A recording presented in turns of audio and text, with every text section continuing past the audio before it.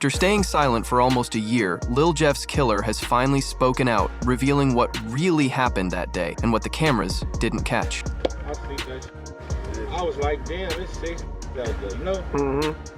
It's crazy, bro. But here's what you probably didn't know. Someone gave Trap City Rob a heads up, and that warning is the only reason he was ready that day. So who really backdoored Lil Jeff? Was it someone from the Bloodhound gang? And why did the others just stand there and watch him get shot multiple times without firing back? All those questions and more finally get answered in the killer's long-awaited confession. Let's break it down. In a shocking twist, Lil Jeff's alleged killer, Trap City Rob, finally told his side of the story. According to him, Lil Jeff left him with no choice but to stand on business. If you don't know the full story, here's a quick recap. On June 8, 2024, Bloodhound members Lil Jeff, Q50, and another guy were out looking for action. Surveillance footage later showed them chasing down a rival gang member in the heart of Trap City. In the video, you can see Lil Jeff and his crew sitting in a black SUV waiting. As soon as they spotted their target, Lil Jeff jumped out and started firing while chasing the guy who was wearing bright yellow shorts. The target ran for his life and ducked into the porch of the next building. Even though he was hit once in the chest, he kept running. Lil Jeff, wearing a black Nike hoodie and gray, jog-chased him all the way to the porch. But strangely, his friends didn't follow. They stayed near the SUV and fired at the car that had dropped off the target. Then things got crazy. As Lil Jeff reached the porch, gunfire exploded from the alley. Bullets filled the air. He was right in the middle of it, and his crew was too far to help. Someone inside the house shot him, and from another camera angle, you could hear non-stop gunfire. His friends didn't even duck or run for cover, suggesting the shots were aimed only at Lil Jeff. From what we can tell, Lil Jeff was hit while on the ground. His crew just watched as it happened. They fired a few random shots at the house, but once they saw he was hit badly, they retreated to the SUV and waited for a chance to pick him up. Police later found tons of shell casings near the porch, showing that Lil Jeff was likely stood over and shot multiple times behind a pillar, which gave the killer perfect cover. After killing Lil Jeff, the shooter reportedly jumped off the porch and started chasing his crew. One guy in a red jumpsuit, thought to be Q50, was seen limping back to the SUV, probably hit in the foot. A Reddit user pointed this out, saying it looked like they lowered their guns in shock when they saw Lil Jeff get stood over. Once they snapped out of it, they started firing, but it was already too late. Lil Jeff was shot nearly 19 times in the chest. You can see him collapse in the footage. After that, his crew came back, picked him up, and rushed him to the hospital, where he was pronounced dead. Another Reddit user confirmed he was dropped off by his friends in a black SUV. When I checked the location on Google Maps, everything matched. You can spot a silver Jeep parked across from the black SUV. It was probably the camera from that house that recorded the footage. If you move around on the map, you can even see the getaway vehicle clearly. Although, Trap City Rob stayed quiet, and low-key after the incident, he finally confessed. His confession not only confirmed he was the shooter, but also revealed parts of the story the camera didn't show. In an interview with Block 2 Block, he explained that he saw 6 people chasing his homeboy, and that's when everything changed. Damn. Okay, so is there anything about that case you want to clear up and just touch about, bro? Because I see you got a whole different perspective. I see the videos, I see that shit. I was like, damn, it's 6 out there, you know? It's crazy, bro. Now, that's a whole different perspective. How did he know there were 6 people there? The video that circulated online didn't show that amount. I guess that's where Trap City slipped up, however. Despite how smoothly the counterattack went, Rob did not boast about it. He claimed that he was only doing what was necessary to secure his hood. This appears to be true, because a resurfaced video shows Trap City Rob on the front porch of the building where Lil Jeff was killed, just chillin' and observing his environment. A fan quickly observed that, for real, this dude like some troll in a cave. You didn't know was there till it's too late. This is his spot, and he held it down. It's no surprise that people started praising Rob as the defensive player of the year during the interview with Block 2 Block. Rob confesses why he was always on the front porch, saying he is critically conscious of his environment. I'm conscious, bro, like, I'm in my environment, but I understand the overall, you know what I'm saying? This is particularly true because in the same interview, you could see Trap City Rob and his homies Black and Terror constantly observing. there left and right for any possible threat. Damn, Chicago is not for beginners, Trap City Rob. And went on to give a glimpse of his critical consciousness, revealing that drill rap is a plot against black people to fight themselves. Unfortunately, young black people have fallen for the bait, which is why they always run up on each other at the slightest inconvenience. Black man is very underdeveloped and undereducated in America, bro. Ooh, not me. No, just listen, bro. When it comes to emotional intelligence, reasoning and people getting shot over shoes and that's not being emotionally intelligent. Trap City Rob's responses during this interview attracted several positive comments. To the hood, one user commented, "Rob is what you call a grown man," and another quickly added, "These dudes are mature." Jeff was a little immature kid running up on some OGs. Jeff didn't think before he reacted. That's what separates a grown man from a little boy. OGs don't move the way Jeff did. OGs have rules and guidelines. The interviewer then reminded the trio about the viral meme on Reddit where Robert's face is photoshopped on Malcolm X's iconic photo with the caption, "Protect the Trap." Post suggests that Rob should run for president with the assurance that he will triumph in politics. Trap City Rob then acknowledged that he had seen the meme on Reddit, but he is not out to chase clout on the internet. Chase that shit. I don't even like it, so I don't even know. Internet crazy. So. Trap City Rob is truly smart and understands that bragging about the hit will only continue the circle of violence in the city. After all, the entire beef has been bloody because every hood wants to slide for their fallen homie, fueling an inextinguishable hood war. The hood war, in an earlier interview covering Lil Jeff's lifestyle, the rapping hitman revealed that he had been on the street since he turned 18. So around what age did you jump off the porch and start hanging out in the streets? I'm gonna say when I came outside for real, I was like 18 type. Okay. I just turned like 18. However, Bloodhound Lil Jeff revealed that although he jumped off the porch relatively late compared to his peers, he was no stranger to the street because he had an older brother who plugged him in on the cruelty, violence, and lifestyle of the street. But the shit I'm doing now, I've been seeing my whole life, you know what I'm saying? I told you I got an older brother. So this shit ain't nothing new for real. It's the same shit I've been seeing. In case you don't know, Lil Jeff's older brother's name is J Boogie. Interestingly, the beef between Drill City and Trap City that ended the lives of young street boys, including Lil Jeff, started with gangsters like J Boogie. Now what you should know is that J Boogie is about the same age group as Trap City Rob. And what's most important to note is that back in the day, these dudes were cool with each other. In the interview by Block to Block on YouTube, Trap City Rob confirmed that the two hoods used to be cool until the Bloodhounds stole their homie's chain, and then everything went south. Fuck used to hang with them, they know what they did. So, okay. They know what they did. So, okay, the Bloodhounds, y'all was cool. Everybody that got a That was my homie. He stole the chain, bro. We tried like he took it. He stole my homie chain. But if you look a little deeper, you'll see that the reason behind this beef goes way beyond what Rob said. For Bloodhound Jeff, it all started with the tragic loss of his cousin Zoni. Here's a little backstory. Early on, when Lil Jeff was still coming up, a guy named Jugi got locked up. With Jugi behind bars, Lil Jeff's cousin, Zoni, also known as Z-Money, stepped in like a big brother. He handled things behind the scenes, did the dirty work, and helped put Lil Jeff in the spotlight while staying low himself, but everything changed on March 16, 2023. That day, Zoni was killed. Something that shook the entire Bloodhound gang and completely broke any street alliance between Trap City and Drill City. According to report, Zoni was sitting in his car in the parking lot of a dry cleaner on East 79th Street near Kimbark in the Avalon Park neighborhood. That's when another car pulled up and started firing. Zoni was rushed to the University of Chicago Medical Center, but he didn't make it. His death hit hard, especially for Lil Jeff.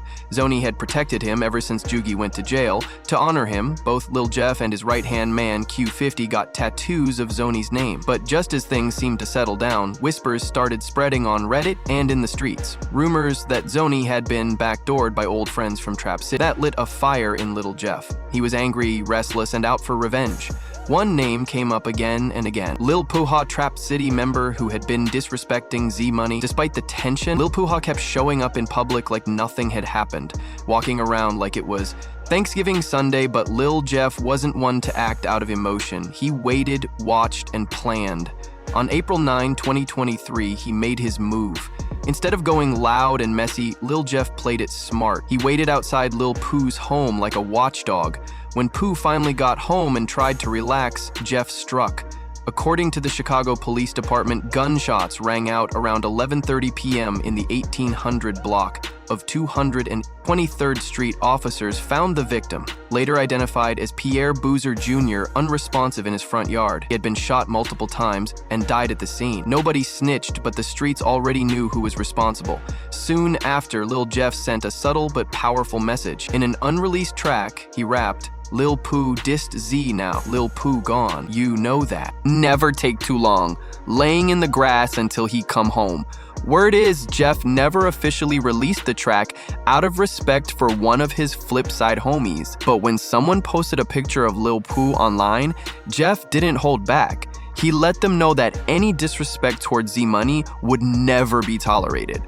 But Jeff didn't stop there. Getting revenge for Zoni gave him a taste for blood. Not long after, he was back in the streets hunting his ops again. One of the most talked about moments came during the double murder of BKN Lil Rob and Monty, an incident caught on camera. It happened right outside Innovations High School in downtown Chicago in the Loop. Around 12:30 p.m., Monty and Lil Rob were heading out for lunch near Washington Street and Wabash Avenue. As busy as that area was, two cars suddenly pulled up. Armed men jumped out and started firing. Surveillance footage shows Monty and Lil Rob walking casually, not knowing what was about to happen. If you look closely, you can spot a dark SUV pulling up from under the train tracks. A shooter jumps out, runs up, and opens fire on them. After the attack, the shooter rushes back into the SUV and speeds off, turning on Madison Street and disappearing. Though the footage clearly shows one vehicle, CPD Deputy Chief John F. later confirmed that two cars were involved in the shooting and that multiple rounds were fired at a group of teenage boys. When two cars pulled up and a group of individuals exited said vehicles, fired multiple times, striking two of the teenage students of Innovations High School. These individuals were taken to Northwestern Hospital where they succumbed to their injuries. Eyewitnesses said over 10 to 15 rounds of gunshots rang out, and within a split second, the shooters took off. Local shopkeeper Mohammed Asik described the shots from his point of view as sounding like firecrackers. Like a firecracker, like something like a firecracker, like a 10-15 shot. Boom, boom, boom, boom, boom, boom, boom, boom. If the shot sounded like a firecracker, that means that at least one of the shooters' pistols was probably equipped with a switch that sounded like explosives. It was a brutal hit, and the entire city was mourning. Oh, not the entire city per se, because shortly after the hit, the mastermind of the hit would go on to brag about the operation. First, he hopped on IG Live and started making comments hinting that he just dropped 2 bodies, adding to his body count. Feel if I get mad enough, will start happening. Y'all know this by now. I went for like a week and poof. Gotta go after that one. Poof. I came back. Poof. Lil Jeff was so cold that many fans of the drill wondered why he chased down Lil Rob and Monty with such precision. I'll tell you why. Back in the day, Lil Rob and Monty allegedly robbed Lil Jeff of his pieces of jewelry. As disrespectful as that was, the boys would hop on the internet to start a spree of trolling and disses directed at the Bloodhounds. The BKN boys bragged about the robbery and claimed the jewelry they got was fake. Tell the op. We talking broad day. You taking so phones. We got like 50K down. That fake AP they got. Lil Rob and Monty flex about the bounty price and showed off 2 watches grabbed from the hit. Hilariously, one of the watches was a fake iced watch designed to look like an original AP timepiece. Almost immediately, a Reddit user noted that Iced Out watch had a GLD logo on the clasp. It's an online jewelry store that specializes in plated jewelry, aka fake. When the news hit the street, Lil Jeff hopped on IG Live, claiming that nobody took anything from him by force. The boys wanted to take a look and ran off when he wasn't noticing. On my dead grandmother's head, if I'm lying, I'm down. God could come pull me out this car right now. I never took a dollar from nothing. Nigga said, let me take a picture, this, that, and that. I look up, the nigga then ran down. We all the way at the top of the staircase first off. Not long after the downtown shooting, a YouTuber named Word from the Trenches dropped a vlog featuring Monty and some BKN members. In the video, they were flexing watches they claimed to have stolen and openly bragging about the hit. During the vlog, Monty even got a FaceTime call from bloodhound Lil Jeff. The energy got intense real fast. Monty asked Jeff where the J at, basically asking where his jewelry was, and then showed off the stolen watch right to his face. The whole video was full of disrespect toward Lil Jeff and the entire Bloodhound gang. And if there's one thing about Lil Jeff, it's that he doesn't take disrespect lightly. Almost a year after that, the Chicago Police Department made a breakthrough in the case. They started making arrests tied to the high-profile double murder. The first person they picked up was Tommy Coleman, a known bloodhound affiliate of Lil Jeff. He was arrested on the 5700 block of North Mason and charged with double murder. Then, earlier this year, a second suspect was identified. 20-year-old James Allison, known on the streets as J-Mo. Bloodhound word on the street was Lil Jeff himself was next on CP until he was killed. So when news broke that Lil Jeff was shot and killed, allegedly, by Trap City, Rob fans online reacted immediately. One fan even joked, "He killed Lil Rob, now he got by Big Rob." While that might sound like a punchline, it speaks to a brutal truth. There's no real way out of gang life other than death or prison. But here's the big question. Why did Reddit pin Lil Jeff's murder on Trap City Rob? As soon as news of his death hit the internet, Reddit lit up with posts trolling Lil Jeff and mocking the Bloodhounds in the Sheeracology subreddit, where drill fans dissect every detail. Many users were quick to name Trap City Rob as the shooter. Why? Because Rob had reportedly been arrested multiple times at the same apartment where the fatal shots were fired. That was enough for Reddit detectives to point the finger. While some were focused on the shooter's identity, others were trying to figure out who was with Lil Jeff that day. Remember the guy in the red jumpsuit? Reddit users quickly identified him as Q50. Once they did, trolls started going after him. 2 for supposedly getting shot during the drill, but Q50 denied having anything to do with it. Does it make it worse when there's like videos and people reacting to it? And they were trying to say you slipped and fell, and you saying I wasn't even there, right? I wasn't even there. Stop saying I was done, man. Q50 might deny all he wants, but the street is hardly wrong in the same light. The Reddit investigators identified the guy in the yellow shot who Lil Jeff was chasing as Trap City Glenn in a shocking turn of events. It turned out that day was not the first time Lil Jeff chased down Trap City Glenn, because it was alleged that Lil Jeff once caught Glenn slipping at a store and fired 15 shots at him. However, Glenn always survived a Lil Jeff ambush. Then a resurfaced video shows Lil Jeff talking about the time he chased down Glenn at the store, confirming the rumors on the street. Yeah, I love that. Yeah, I love that. That stuff. Too bad is it that. He get to see y'all. I'm glad though, he can see y'all talking about him all day.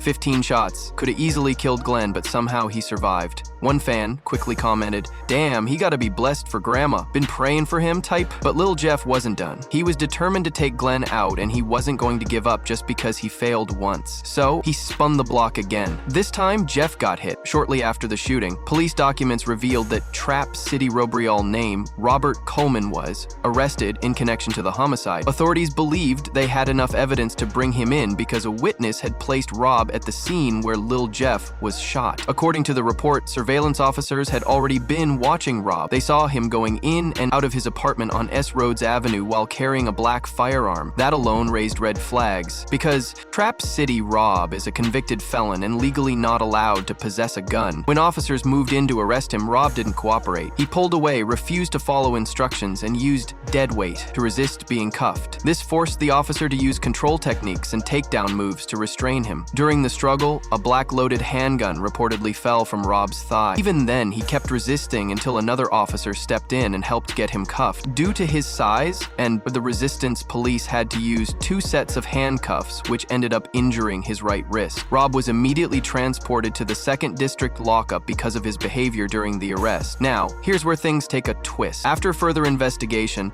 police couldn't actually prove Rob was the shooter. Because of that, the murder charge against him was dropped. But since he was caught with a firearm as a convicted felon, the gun charge still stuck. and he's likely facing time for that.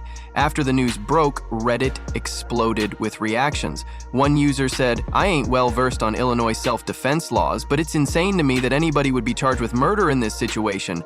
Was it because they kept shooting him?" Another replied, "Ain't no self-defense for overkill. Maybe a couple shots, but not 19. The debate shifted to whether or not Rob was acting in self-defense, or if it was something more. Others focused on the gun charge. One comment read, "Free him.